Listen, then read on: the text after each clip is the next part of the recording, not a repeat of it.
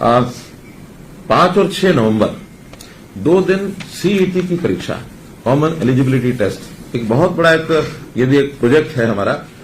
11 लाख ऐसे फॉर्म्स भरे हैं हमारे जो परीक्षा देने वाले परीक्षार्थी हैं अपनी नौकरी के लिए। ये ग्रुप सी के लिए किया जा रहा है। तो ग्रुप सी में +2 के जो विद्यार्थी हैं, +2 पास जिन्होंने किया हुआ है वो एलिजिबल हैं, उन्होंने एग्जाम देना है।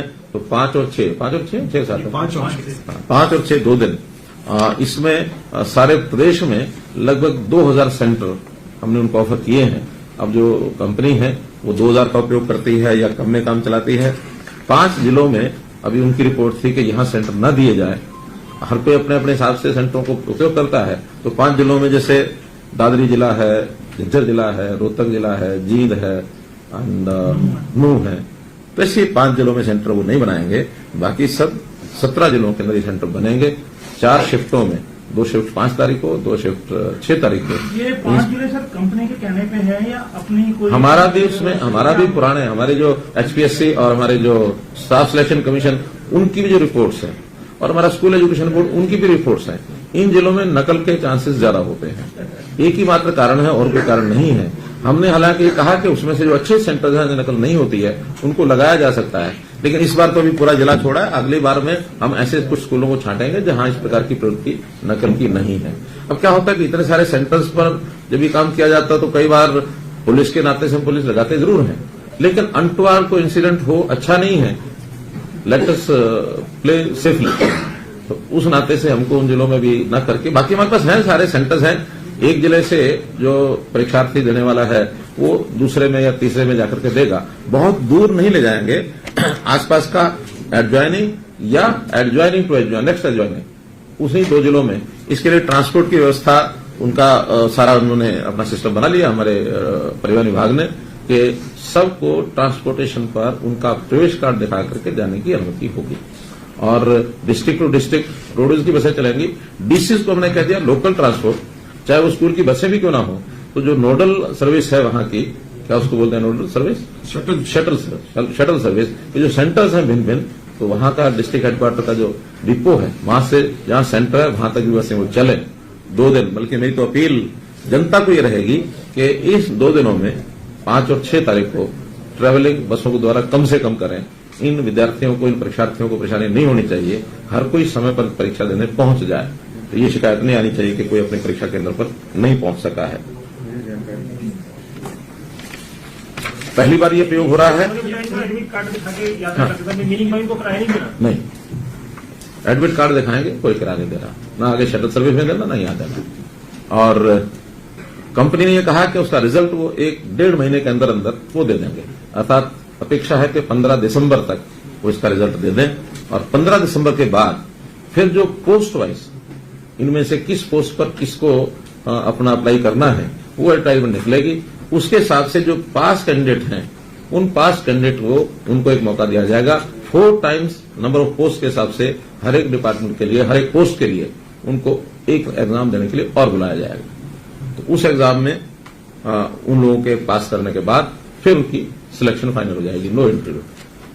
इसके बाद ग्रुप डी का भी ये सारी प्रोसेस होने के बाद लगभग 6 महीने इस प्रोसेस में लग जाएंगे। फिर ग्रुप डी का एक और एग्जाम इसी प्रकार से लिया जाएगा। उसमें कोई दूसरा एग्जाम नहीं होगा, केवल मेरिट के आधार पर जो प्रायोरिटी उन्होंने डिपार्टमेंट की दी हुई होगी उस डिपार्टमेंट की प्रायोरिटी के हिसाब से जो ऊपर के जो मेरिट के टॉप के जो लोग हैं as per number of seats उनको सिलेक्शन कार्ड दे दिया जाएगा। इस प्रकार का ये कार्यक्रम। प्रदेश के लिए भर्ती होंगी सर? हाँ जी, इसमें जो लॉकडाउन बच्चे इसमें लेंगे, हाँ, उसमें कितनी भर्तियां हमारे प्रदेश के बच्चों के लिए? नहीं, ऐसा कोई इसमें कोई वो रिजर्वेशन नहीं है। हाँ, ऐसा नहीं है। जो जिन्होंने फार्म भर दिए हैं, 11 लाख ने फार्म भरे हैं। हाँ, तो 11 लाख से ऊपर लोगों ने फार्म भरे हैं और उसमें जो हाईएस्ट मार्क्स के होंगे उन हाईएस्ट मार्क्स के लोगों को अगले जो नंबर ऑफ सीट्स होंगी उन सीट्स के हिसाब से उनसे फिर वो एक ऑप्शन ली जाएंगी और उस ऑप्शन में जो आएंगे जितनी सीटें हैं 4 टाइम्स का उसमें एग्जाम लिया जाएगा। ये तो हमारा ग्रुप सी का हो, ग्रुप डी का हम अगले साल लेंगे 6 महीने बाद। हमने ये भी कहते हैं ग्रुप सी का सीईटी भी हर साल होगा।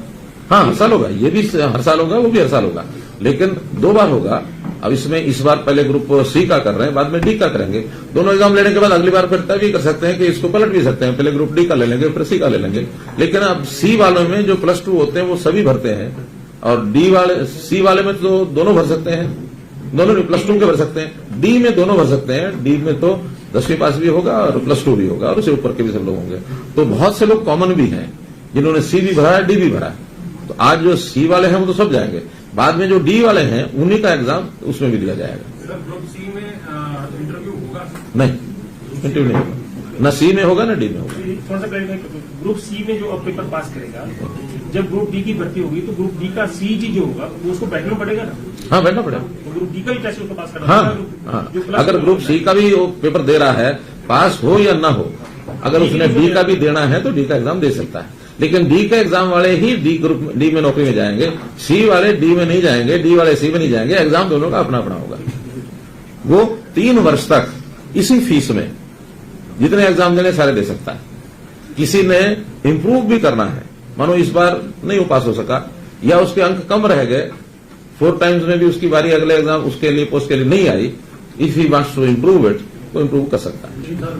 3 साल 3 साल के बाद अगर फिर कोई देना चाहेगा तो उसको दोबारा से अपना फॉर्म भर के फीस देनी पड़ेगी। 3 चांस मिलेंगे, मतलब 3 चांस मिलेंगे। 3 चांस नहीं, 3 ग्रुप डी के, 3 ग्रुप सी के, हाँ जो भी, और उसके बाद इम्प्रूवमेंट के, वो चाहे हर 6 महीने बैठता रहे। सर, इसमें रिजर्वेशन रहेगी जो हाँ, इसमें स्टेट की नहीं है, लेकिन बाकी रिजर्वेशन जितनी भी हैं वो सब होंगी।